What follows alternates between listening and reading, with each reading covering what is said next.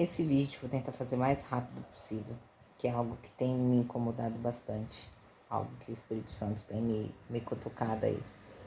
Hoje mesmo, o estudo do meu GC, que é nosso grupo de crescimento na Igreja Lagoinha, depoimentos de mentorandas minhas, até mesmo uma amiga minha mandou uma mensagem de uma pastora falando sobre esse assunto.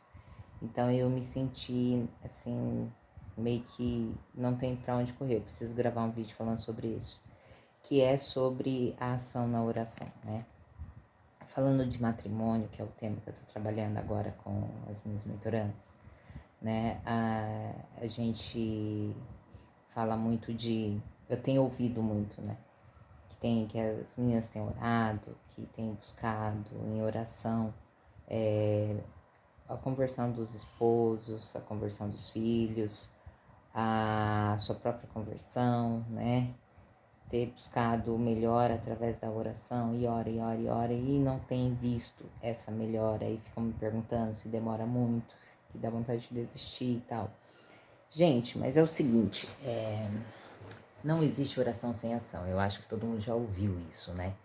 E no caso da esposa, no caso do casamento, ou até mesmo dos filhos, a gente precisa orar por eles, a gente precisa orar por nós, e a gente precisa colocar em ação, né? Ah, meu marido não quer ir para a igreja, meu marido não quer participar de uma célula, meu marido não quer fazer um devocional. Mas e você? O que você tem feito em ação para convencê-lo disso? Convencê-lo de ser um cristão ativo, né? Porque assim,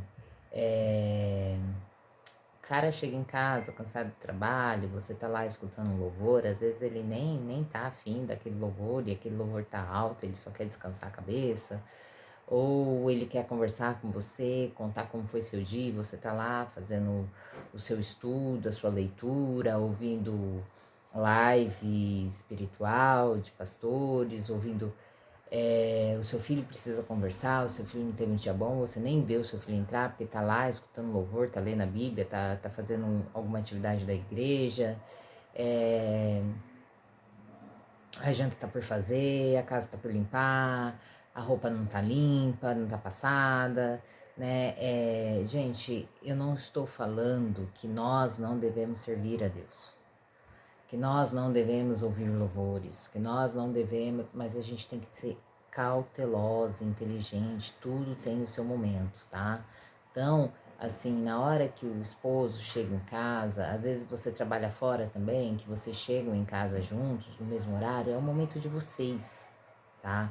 É o momento de contar como foi seu dia, é o momento de ouvir como foi o dia dele, o dia dos seus filhos, é o momento de vocês confraternizarem em família, assistirem alguma coisa juntos, ter um tempo de qualidade, né? Muito diálogo e pouca briga, tá?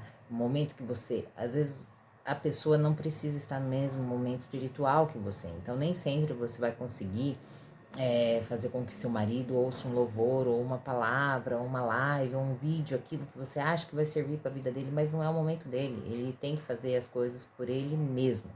É nesse momento que você ora, mas você também o convence por exemplos, né?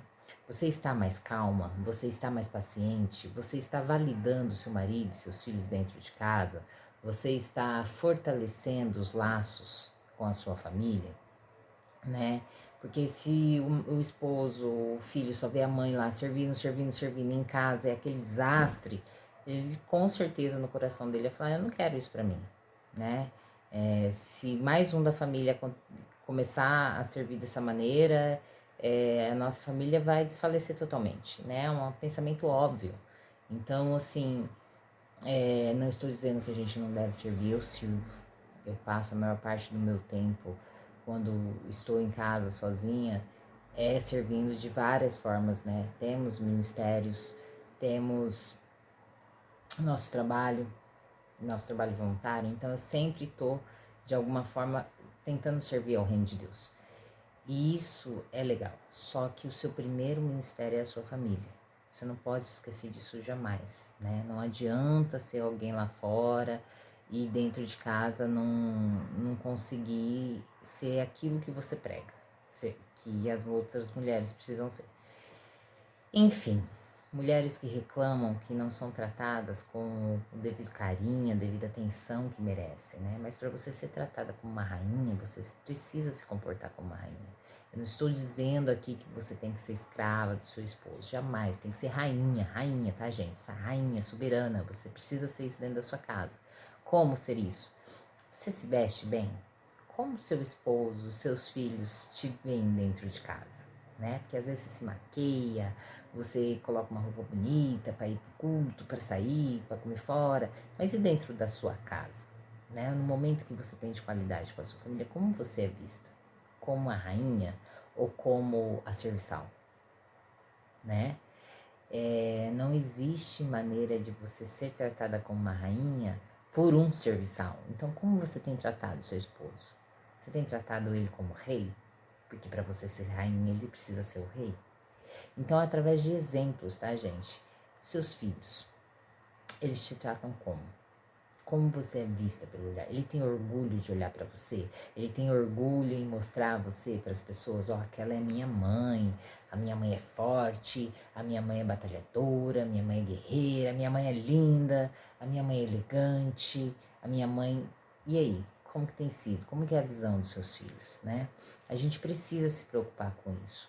A gente precisa se preocupar com a nossa aparência, a gente precisa se preocupar com a validação dentro da nossa casa, com o tempo de qualidade, com os nossos cumprimentos. Se você trabalha fora, não é errado exigir que o marido te ajude dentro de casa, mas tudo tem que ser cobrado com carinho, tudo tem que ser conversado, tudo tem que ser explicado, lembrando que cada um tem o seu tempo, cada um tem uma maneira de fazer as coisas. Eu levei muito tempo para entender isso, eu perdi muito tempo da minha vida com brigas por causa disso. Não, eu tenho um capricho com a minha casa, a maneira do meu esposo limpar a casa é diferente da minha, tá tudo bem, tem que ficar assim. O Leonardo tá começando a fazer as coisas dele agora e tem o jeitinho dele, ele faz e cada dia cobrar que ele faça melhor, mas aceitar que é o jeito dele, que é no tempo dele. Então, são coisas importantes, tá, gente? Para de dormir de calça jeans, para de dormir relaxada, né? Você tem uma obrigação como esposa e que essa obrigação ela deve ser prazerosa para ambos, principalmente para você. Pense que o sexo, o momento de intimidade é um presente de Deus pro casamento, não é um presente de Deus pro homem. Se fosse assim, a mulher não sentiria prazer, tá? Então, se você sente prazer, se você tem a capacidade de sentir prazer, pare de usar o sexo como castigo pro seu casamento, e sim como um aliado pro seu casamento. Tempo de qualidade com seus filhos, né? A gente não obriga ninguém a ouvir louvor. A gente mostra que o louvor é para louvar e agradecer e glorificar o santo nome de Deus. E então, assim, cada um também tem o seu tempo. Gente, sejam sábios, tá? Sejam sábios. Não é fácil.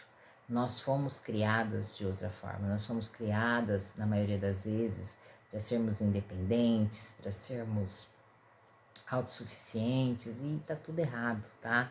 Casamento não é isso, família não é isso. Família é parceria, família é compreensão, família é amor, família é cuidado.